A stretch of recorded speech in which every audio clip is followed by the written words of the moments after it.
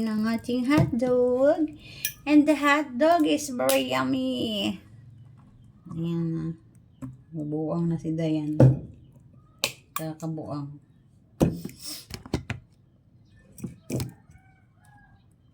Alam nyo lang guys, yung aking mga pinagdaanan. Ang hirap! Ano nangyayari dito sa akin? Pork. Super duper mahirap. But still kinakaya dahil kailangan. Si Lord na bahala sa lahat.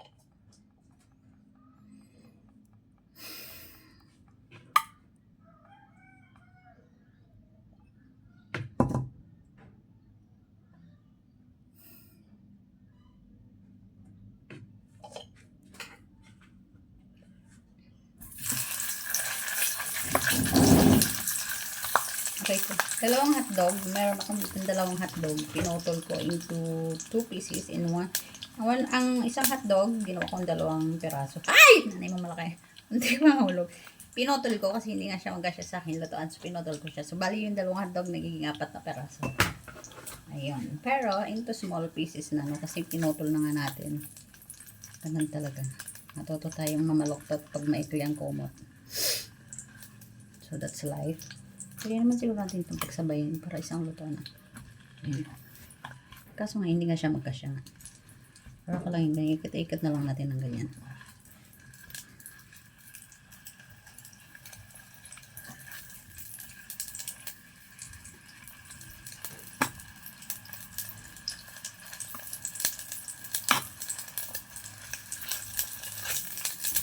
Aray ko. Matalsik ka. Huwag mo akong talsikan. Walang nagmamahal sa akin. Walang halik pag napasok ako. Charot. Kapasaya ko lang yung aking sarili, guys. Buryong-buryo na ako. Alam niyo, buryong na ako. Yung utak ko hindi matatahimik. Hindi natatahimik. Pinipilit ko lang maging okay ako. Baka magbaliw na ako ng tuluyan nito. Maraming matutuwa pag nabaliw ako.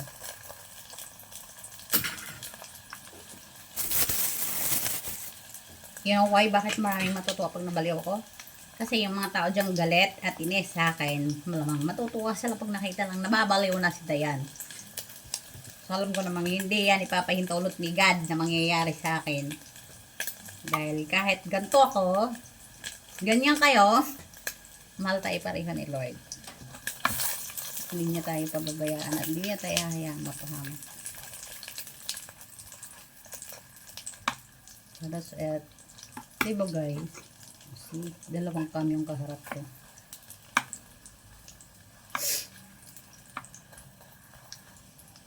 Gutom na ako. Ano kaya maganda yung partner nito? May bagoong ako tama. May bagoong pa ako dyan. Yung bigay pa rin ni Tita Tapang. Thank you Tita sa bagoong. Ang tagal na hindi ko pa naubos kasi ginagawa ko nga lang sa usawan. Yung bagoong sa bote, yun. Tapos lalagyan ko lang kalamansi. Yun, sasawsaw na natin ito hotdog doon. And then, wala na ako nakitang malunggay all over the kapitbahay. Ay, hindi ko alam bakit pinutol nila yung mga malunggay. Dati, magsasawa ka sa malunggay, hilira malunggay ang dami. Pero ngayon, wala kang makikita, hindi ko alam bakit ganun. Andyan pa naman yung puno, nakatayo, pero wala kang makikita ang dahon na sumibol. Oh, diba? How weird. Ano naging ganun? Parang kailangan ko natang magtanim ng malunggay dito sa kusina ko. Wala, loob. Para hindi ko na kailangan lumabas. Hasay! Ito na, malapit na maluto ang ating nilulutong hotdog. Narinig nyo na naman guys, umulan. So, ganito yung ating panahon guys. Alam nyo kung bakit. Dahil may paparating daw tayong super typhoon. So, parang sa ibang bansa, kasali pa yung Surigao. Andun yung aking mother. Signal number 4 daw doon. Wag naman sana Lord God. DM. Panalikdiin taon ng mga katawan diya sa Dinagat Island. And of course, ako DM. Wag mo kong kakalimutan. Huwag niyo pong kakalimutan ng iyong anak na nagmamahal sa inyo. Si Dayan. Si Dayan. Thank you, Lord.